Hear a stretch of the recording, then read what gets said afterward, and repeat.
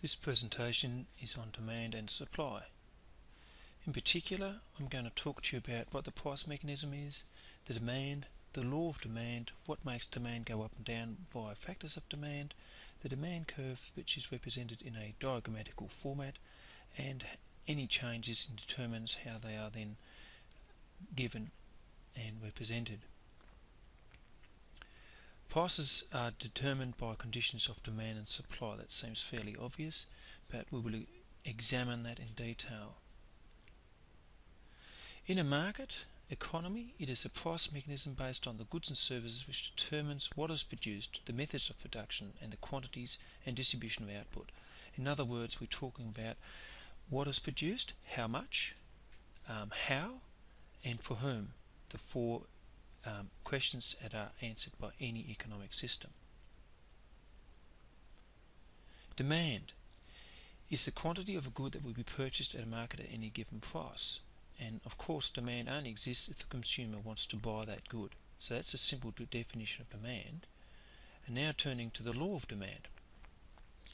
The lower the price, the greater will be the quantity demanded, providing the following stay the same. Now, in this demand and supply analysis, we need to only look at one thing and analyse this one change, so we can map that out and see how it impacts upon the price mechanism. Now, in this instance, we assume that tastes and preferences by consumers stay the same. The price of other goods, whether it be supplementary goods or complementary goods, stay the same, and incomes by consumers stay the same. Now, here we have a demand curve. And you'll see that for every price we've got a quantity charged, quantity demanded. And you can see here that if we have a higher price, right, there will be a contraction in demand, where that means that there will be a lower quantity demanded. Conversely, if the price lowers, there will be more of a likelihood for people to want to buy that product, or first time buyers come into the market, which means that the quantity demanded will be higher. Now we come to the determinants of demand. What makes demand go up and down? First of all, I talked about this before, consumer tastes and preferences. So if consumer tastes change, whether in terms of fashions and so forth, if they prefer to buy the latest iPhone, then they will go and demand that and prefer or manage to buy at it at a higher price, or willing to pay a higher price for it. The price of the good, as I mentioned already, the income of consumers is very important. If there is a wage increase, or if in better economic times more consumers have got disposable income, they will go and spend that on various goods and services. Price of complementary goods and services, very important. A complementary good is one, for example, petrol is a complementary good for a car. So if the price of petrol goes up, it's going to impact the price in the market for cars. Supplementary goods is if you want to satisfy needs, say if you want to go and have something to eat. One, you will want to go and have a pie or a bag of chips. So the bag of chips is supplementary to the pie. We have to also track the changes in determinants of demand. Now there will be a change in the demand curve if there's a decrease. It'll shift to the left if there's decrease in demand, and I'll show you that diagrammatically in a moment. And similarly, if there's an increase in demand, the curve will shift to the right. Here we have a diagrammatic representation of the demand curve, and an increase in demand will shift the demand curve to the right. So there's new conditions of price and quantity for each point on this curve, the new curve. So if you look at this particular instance, for this price there's a different level of quantity wishing to be demanded. Alternatively, if you track up Q1, there's obviously going to be they're willing to demand the same amount, Q1, at a higher price. Similarly, if there's a decrease in demand, the opposite occurs. Now we come to supply. I'm going to go through the definition. What is the law of supply? The supply curve. What makes the conditions of supply change? And I want to show you how that is shown on a supply curve, and there's also some special supply curve. Now we come to the definition of supply. The quantity of a good that will be offered for sale at any given price by producers. Supply indicates the willingness and financial ability of that producer to sell that good. And obviously they're in it to make a profit. So the higher the price, the higher the ability they have to cover cost and to make a profit. This brings me to the law of supply. The higher the price, the higher quantity producers of a good or service will be willing to sell. As the price rises, the ability of the firm to cover costs increases.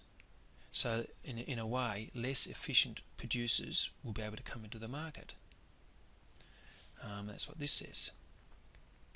If there's a profit to be made, an increasing amount of profit to be made, then more firms will come into the market. Now here we have a supply curve, and as you can see, it is a direct relationship. As the price rises, so does the quantity supplied. As you can see here, for every price there's a quantity supplied. If there's an increase in price, we're going to have an expansion in supply. Conversely, a contraction will occur when there is a decrease in price. Now, what are the determinants of supply? First of all, the price of the good, as I've already mentioned, affects revenue. Productivity, that's a very important aspect of any business. We're mainly talking about labour productivity, and we're talking about capital productivity.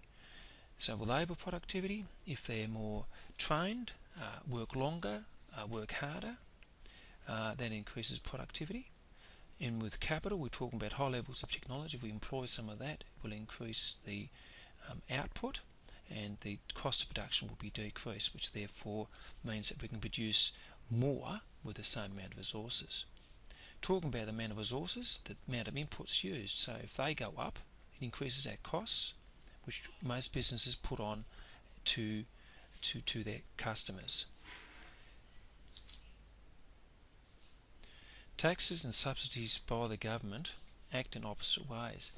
If they're going to tax a product or service like they did with the GST, it's going to increase the price, and therefore it's an increased cost of production, which they'll pass on, which means it's a higher price. Subsidies works opposite way. The government may give a subsidy which decreases the cost of production, the cost of inputs to a business. The prices of alternative goods is like substitute goods. If a substitute good to our particular good that we're producing goes up, it makes ours more competitive, therefore demand of ours will go up. You note here that all factors affect profits, but the last three affect the cost of production. When we talk about change in determinant supply, very much the same as with demand, they will shift. So decrease in supply will shift the curve to the left, and that's a funny thing to note, but I will show that diagrammatically in a moment. The converse is true. An increase will shift the curve to the right, as I'll show you. Here it is the supply curve. So as I've already shown, for every price there's a given quantity. If there's a change, an increase in supply, say from S1 to S2, you'll see that for the same price we can produce more. Okay.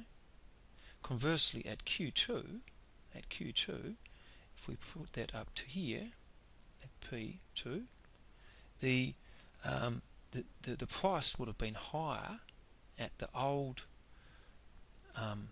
supply curve as opposed to the new one. Therefore, we're working more productively. And the reverse is true. We have a decrease in supply. You can see here, for the same price, we are producing a lower quantity. Right? And that's important. And here you can see diagrammatically why the supply curve goes to the left. We have different types of supply curves. Here's a horizontal one. It doesn't matter how much there is, it's going to be charged at one price. And similarly, in this instance, we may have only one level of supply, and doesn't matter what price is charged. The quantity supplied is always